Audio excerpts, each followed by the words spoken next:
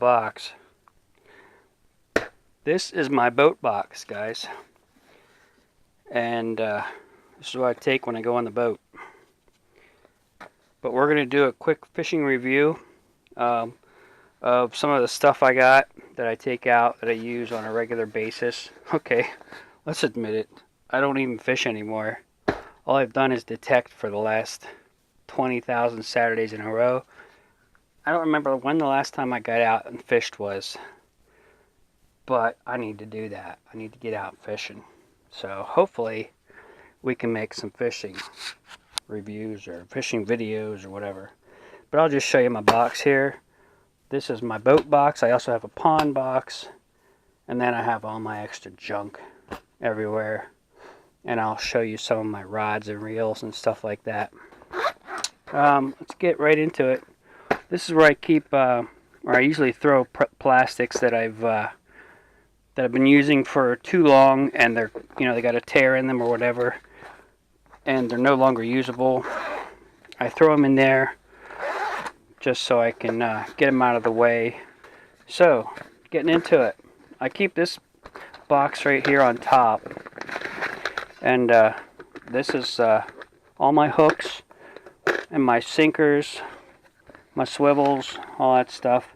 And I got worm hooks, or worm weights, split shot, smaller, just tie-on weights, a couple different types of sinkers here, thrown out in the river or something like that, and I've got some of those split,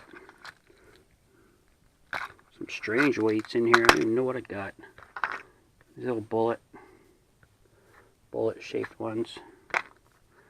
So that's all my lead. My hooks, I'm kind of a Gamakatsu guy, but I don't have any really decent hooks at the moment. Worm hooks. I try to keep like a number 2/0, 3/0, 4/0, and I just try to keep a good selection of different size hooks so that I can downsize if I need to with my worms. But so that's my my hooks and weights box that I just kind of keep on top. My first box here is my jigs, and a lot of these I've tied myself. Actually, I tied a bunch of these, like this one here with the feather coming out. I tied all these myself. And that sucker looks nice in the water. Let me tell you what, some of these, I tied them and bagged them. And I actually made my own tool over here. If I can get it out of here. Too much junk in here. But this is the tool I use to tie my jigs, to wrap it. And I just saw what they look like, so I kind of bet my own. To wrap it. But yeah, I painted the heads of them with fingernail polish, and I realized that pretty quickly chipped off. I like that color there. Where's my box of? I have a whole box of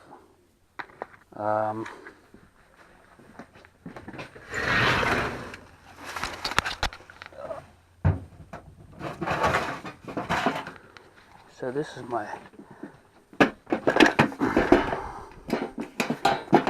box of stuff that I tie with. Different. So that's the orange. This is a bunch of feathers. I got red feathers and the blue feathers. But yeah, really got into that for a while. Tie my own jigs, some black. I also have a whole bunch of a whole box of flies for fly fishing, but this is one of my favorite baits all time, guys, right here. That sucker will catch the lunkers. off the bottom of the pond. You just drag that thing slowly across the pond. Boy, those suckers nail it. Suck it right in. Caught some huge ones on that. So that's my jig box, guys. A lot of my handmade jigs. And I usually have 2 hands to do this, so it's a little bit of a pain. But next is my spoons and my frogs. I call it my spoons and frogs box. But all my spinner baits, buzz baits. I've got some baits in here that obviously need to be taken out. But my frogs, I love frogs. Top water. Then itsy bitsy spoons. My spinners, my spoons. I don't have a lot of big spoons. I got a ton of spoons though, and this is kind of a good idea of the spoons and spinners I got here. And I got some random little guys, spinners. But yeah, it's my go-to for the buzz bait season in the springtime. I know it's a mess in here, guys. Apologize. So that's my spinners and my spoons. My spinners and spoons, and then I got my tubes and grubs. We'll start at this end here, and these are all my tubes and grubs. So I got these guys. Got some pretty big ones. I believe I bought these in Costa Rica. I bought some big ones in Costa Rica. What were they? There was these guys right here I bought in Costa Rica. I just bought bags of them because they were super cheap. And I don't know if I have much luck with them. This is my go-to guy right here. You know, a small one. If the bite's hard, that's one of my go-to white grub, man. And got a bunch of different colors. It's a good color here too. But yeah, and I got some nice big jig hooks on there.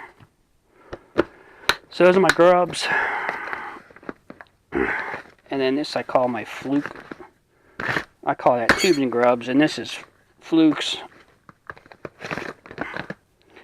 Kind of my my plastics box with the crawdads, like that jobber there. These guys, I've been productive with these guys. And then you got your flukes, you know. I don't know if there's probably Roland Martin ones or something, I don't remember. But these guys here, the twin tail, always a go-to, man, always a go-to. I got tons of them. More of my favorite bait. I should probably get more of these. Because, man, they just seem to love those. Especially in murky water. Those dark baits, man, I'm telling you. Believe it or not, they just munch them things down. And then we've got the old plugs and hard lures here, guys. I haven't been in this box for, as you can see, it's a bit of a mess, but yeah, I got the typical, just about everything you could want. Rattle traps, deep divers, shallow divers, jerk bait, your top water poppers, top water, ooh, the jitterbug, yeah baby, the crawdads, swimming crawdads, little mini guys, you know. I really like, one of my favorites is these really tiny rattle traps. I just love them. On the river in the springtime, boy, them things will hit you with some smallmouth. Then I love these too. These little poppers with the propellers on them. Real good for pond fishing. But a floater. Ooh, a floater. So that's a look at the inside of my box. And I'll take you on a little tour of the outside of my box. But okay, so here's my worms. And I can't even get this shut anymore. I got so many worms in here. But this is my worm box. It's actually a bag that you put worms in. Look how I can't even get that open or shut anymore. But yeah, I just got page after page of worms. Different sizes. A lot of these I put flavoring in them.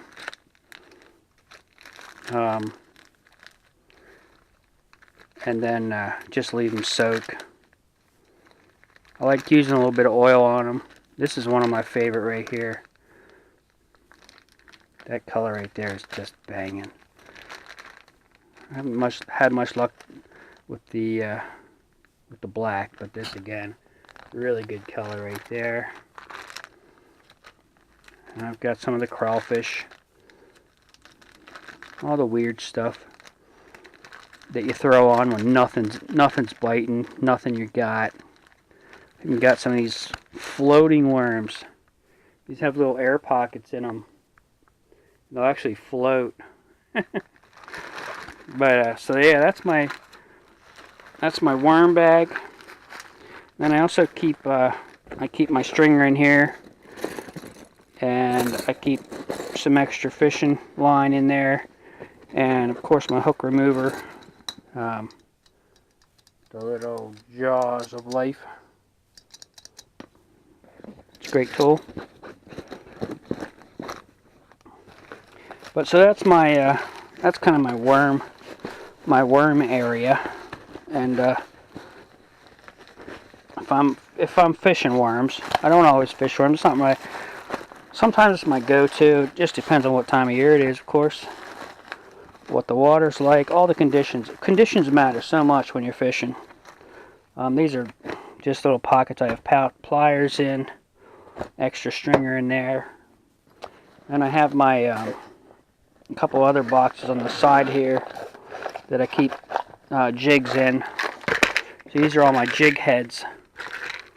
So different size jig heads for different occasions. Got the old football jig heads, and that'd actually be a good finds box. Oh yeah, I can't stop thinking about metal detecting. That'd make a great finds box, man. But yeah, so that's my jig heads. And then this one I believe has extra more jig heads. And some of them are weedless, like those are weedless. And some smaller ones. Different size. If I feel like throwing on a jig for a with a worm on it, something long. And this is, I believe, this is my smaller worms. So this is a homemade worm pouch I got. My wife kind of sewed it together for me. Sorry, I know I'm shaking all over the place. So this is all my like 4-inch worms. These are going to be my 6-inch worms in here. It's hard to shut this stuff with one hand, but so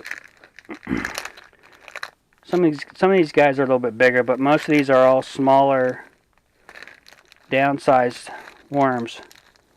Just little 4.5 or 4-inch guys that I go to if I just need something real small. Little crawdads here are real good, but so that's my it's my go-to box. Maybe in the really early spring, when it's still cold out. Maybe in the winter, if the ice is all, half the pond is still covered with ice. Throw something really small. Do this with one hand. It's impossible. Boom! It's the pond box.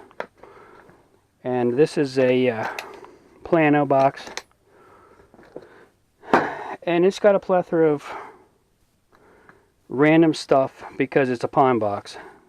You got your little bells for putting on the, if you're carp fishing. Real nice pair of pliers here. Or pallet pliers, like them. Then on the outside here, I got a couple things in here. I got a practice lure if I'm just trying out my, like a bait cast reel, and I want to kind of get a feel for what it's doing. I'll throw a couple of them on out in the yard, you know. So that's my boat box. I'll be right back with the pond box. Boom! It's the pond box. And this is a plano box.